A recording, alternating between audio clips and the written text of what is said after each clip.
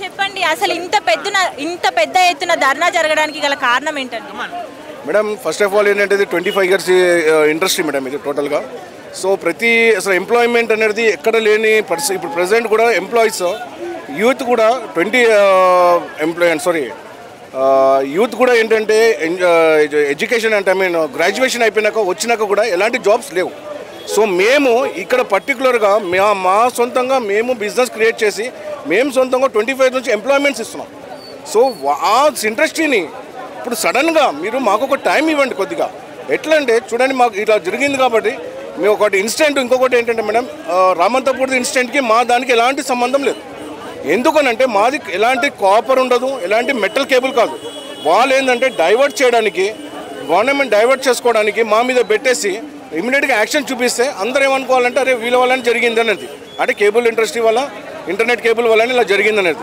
So అదంతా wrong information madam. So మేము కూడా వాళ్ళ దగ్గరికి వెళ్ళాము, వాళ్ళ దగ్గర రిప్రజెంట్ చేసాం. సార్ ఇది ఇలా కాదు, మాకు ఒక టైం ఇవ్వండి, దాన్ని బట్టి కూడా మేము ముందుకెళ్ళి మేము ఎలా చేసుకోవాలో మా బ్యూటిఫికేషన్స్ కూడా మేము రెడీ ఉన్నామన్నాం. సరే అంటున్నారు వాళ్ళు. నెక్స్ట్ డే మళ్ళీ కటింగ్స్ అవుతున్నాయి.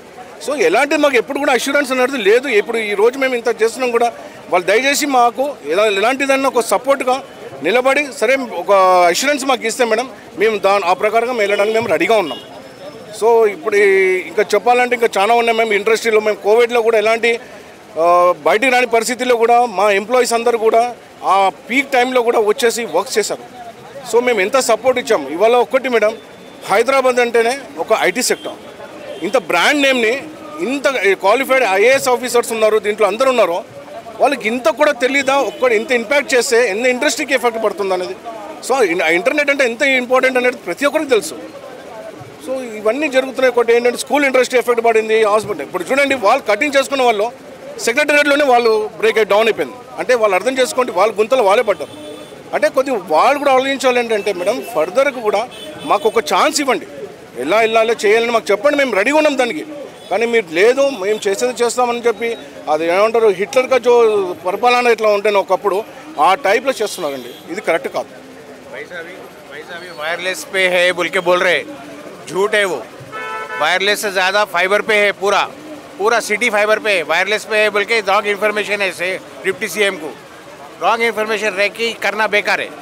सबको सता रहे, सबको पूरा दुनिया पूरा वो कर रहे. एंड होम यूजर्स के लिए कितना तकलीफ दे रहे घर पूरे लोगों को, वो नहीं देना चाहिए. उतना ही है. బ్యూటిఫికేషన్ అంటున్నారు రేవంత్ రెడ్డి గారు, రైటా? బ్యూటిఫికేషన్ అనేది పైన చూసి నడిపిస్తారా, కింద చూసి నడిపిస్తారా? ఫస్ట్ గ్రౌండ్ లెవెల్లో బాగా చేసుకోవాలి. ఫస్ట్ ఆఫ్ ఆల్ రోడ్స్ సరిగ్గా లేవు, గార్బేజ్ సరిగ్గా ఎత్తారు, మాన్యువల్స్ అన్నీ ఓపెన్ ఉన్నాయి. మాన్యువల్స్ అన్నీ రిజాల్వ్ చేయరు. ఎక్కడ పడితే అక్కడ చెత్త, డ్రైనేజ్ వాటర్ బయటికి వస్తుంది, పొల్యూటెడ్ వాటర్ బయటికి వస్తుంది, తాగే నీళ్ళు పొల్యూట్ అవుతుంది. దీన్ని బ్యూటిఫై చేస్తారా లేకుంటే పైన బ్యూటిఫై చేస్తారా? ఫస్ట్ గ్రౌండ్ లెవెల్లో క్లియర్ చేయాలి. ఫస్ట్ గ్రౌండ్ లెవెల్లో బ్యూటిఫికేషన్ చేయండి. ఎవరైనా వచ్చినప్పుడు ఎక్కడ చూస్తారు? ఫస్ట్ కింద చూసి నడుస్తారా, పైన చూసి నడుస్తారా? రేవంత్ రెడ్డి గారికి ఆయనకు ఆలోచన ఉండాలి. రేవంత్ రెడ్డి గారిని కింద గ్రౌండ్ లెవెల్ నుంచి మొత్తం నీట్ చేసుకొని వెళ్ళాలి. ఎక్కడ చూడండి, ఎక్కడన్నా నీట్నెస్ ఉందా సిటీలో? ఎక్కడ నీట్నెస్ ఉంది? ఎక్కడ చూడు మ్యానల్స్ ఓపెన్ ఉన్నాయా? ఎక్కడ వాన రాగానే మురికి నీళ్ళు అంతా బయటికి వచ్చేస్తుందా? డ్రైనేజ్ అంతా పొంగుతుందా? ఇమ్మీడియట్లీ సాల్వ్ చేస్తున్నారా? అంటే మురికి నీళ్ళు అన్నీ కలుషిత నీళ్ళు, తాగే నీళ్ళు అన్నీ తాగి పొల్యూట్ అయిన నీళ్ళు అందరు సిక్ అవుతున్నారు. అది బ్యూటిఫికేషనా? ఇదంతా అండి, ఇవన్నీ పొలిటికల్ డ్రామాస్ అండి. ఫస్ట్ హైడ్రా, నెక్స్ట్ దీనికి ఫస్ట్ హైడ్రా అన్నారు రేవంత్ రెడ్డి గారు, దాని తర్వాత హైడ్రా తర్వాత దాని తర్వాత ఇది కేబుల్ కట్టింగ్. మిగతా స్టేట్స్ అంతా ఎలా నడుస్తుందండి? శాటిలైట్ త్రూ నడుస్తుందా? మిగతా స్టేట్లు అన్నీ కూల్గా నడుస్తుందా? ప్రతి ఒక్క స్టేట్ అనేది కూల్గా నడుస్తుందా? ప్రతి ఒక్క స్టేట్ పీస్ఫుల్గా నడుస్తుందా? మన హైదరాబాద్ రాగానే మీకు బ్యూటిఫికేషన్ గుర్తొస్తుందా? ఏదైనా గ్రౌండ్ వర్క్ చేయాలి. మాతో ఎంప్లాయ్మెంట్ క్రియేట్ అవుతుందా? జాబులు ఇస్తున్నామా? లక్షల మందికి జాబులు ఇస్తున్నామా? ట్యాక్స్లు వస్తున్నాయా? రేవంత్ రెడ్డి గారికి ట్యాక్స్లు వస్తున్నాయి కదా. ఏం చేస్తున్నాడు? అవన్నీ ఏం చేస్తున్నాడు? మా డబ్బులు తిని మాకే పొడుస్తాడు ఆయన రేవంత్ రెడ్డి. మా ట్యాక్స్లు తింటాడు. ఎంప్లాయ్మెంట్కి ఆయన ఇచ్చే ఎంప్లాయ్మెంట్ మేము ఇస్తున్నాము. అంతమందికి సోర్సు, అంతమందికి జాబ్స్ ఇచ్చి దాని తర్వాత ట్యాక్స్ కట్టి స్టేట్ని ఆదుకుంటున్నాం. ఆయన చేసేది ఇదా? ఏదైనా కానీ రోడ్డు మీదకి వస్తే తెలుస్తుంది. రేవంత్ రెడ్డి గారు ఎప్పుడన్నా వాన పడంగానే డ్రెస్ వేసుకొని వచ్చి ఇట్లా వచ్చి నిలబడి రేవంత్ రెడ్డి గారు చూడంగానే అయిపోదు. మొత్తము వీధి వీధి తిరగాలి. నమ్ముకొని వేసాం కదా ఓటు, మేము భరించాలి ఆయనని. నమ్ముకొని వేసాం కదా, రేవంత్ రెడ్డిని నమ్ముకొని వేసాం కదా, అనుభవిస్తున్నాం అంతే.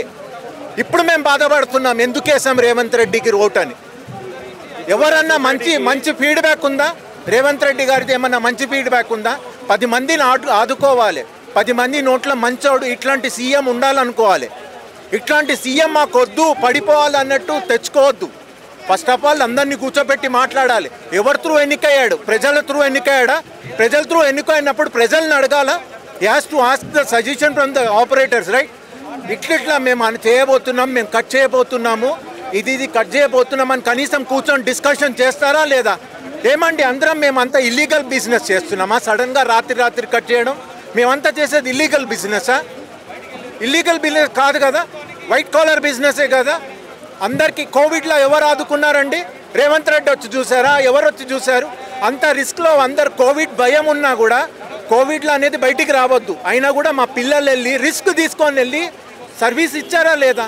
అందరు ఇంట్లలో వర్క్ ఫ్రమ్ హోమ్ చేసినప్పుడు ఎవరు వెళ్ళారు రిస్క్ తీసుకొని బయటికి? మా ఎంప్లాయ్మెంట్ వెళ్ళిందా? వాడు ఉంటాడా పోతాడో చస్తాడో కూడా తెలియదు కోవిడ్ వచ్చి, అయినా కూడా ఆ రిస్క్ తీసుకొని వెళ్ళాడా లేదా? కోవిడ్లో అంతా సపోర్ట్ చేసింది ఆ ఇండస్ట్రీ ఇప్పుడు కాకుండా అయింది ఆయనకు, రేవంత్ రెడ్డికి. ఇట్లా రేవంత్ రెడ్డి గారు ఇట్లాంటి పనులు చేశారంటే ఏ ఎలక్షన్లో ఏ మున్సిపల్ దేంట్లో కూడా ఆయన నెగ్గలేడు. ఓకేనా? Thank you. ఇప్పుడు